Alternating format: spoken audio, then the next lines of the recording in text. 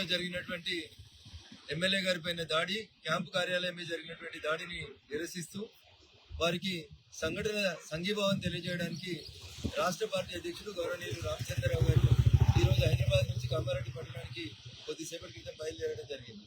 ప్రజాస్వామ్యంలో ఒక పార్టీకి సంబంధించినటువంటి ఎమ్మెల్యే పైన జరిగినటువంటి దాడిని ఆ పార్టీ రాష్ట్ర శాఖ అధ్యక్షులు పరామర్శించి సంఘీభావం తెలపడానికి పోతా ఉంటే తెలంగాణ పోలీసులు వారిని మార్గ మధ్యలో అరెస్ట్ చేసి బొల్లారం పోలీస్ స్టేషన్ లోపల నిర్బంధించడం అనేది బాధాకరం.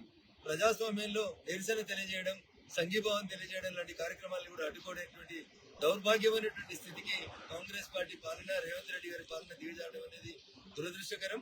రాష్ట్ర పార్టీ అధ్యక్షుడు రామచంద్రరావు గారికి ఎస్కార్ట్ ఇచ్చి కామారెడ్డి ఎమ్మెల్యే గారిని పరామర్శించడానికి పోలీసులు సహకరించాలి తప్ప పరామర్శించడానికి వెళ్తున్నటువంటి రాష్ట్ర పార్టీ అధ్యక్షుడు, కేంద్రంలో అధికారంలో ఉన్నటువంటి ఒక జాతీయ పార్టీ అధ్యక్షుని ఈ రకంగా నిర్బంధించడం అనేది దురదృష్టకరం. కాంగ్రెస్ పార్టీ పాలనలో జరుగుతున్నటువంటి విపరీతాలకి ఇది ఒక పరాకాష్ట అని చెప్పి ఈ సందర్భంగా భావిస్తాను. అసలైన తొలి వెలుగు. ఫాలో వాట్సాప్ @తొలి వెలుగు official.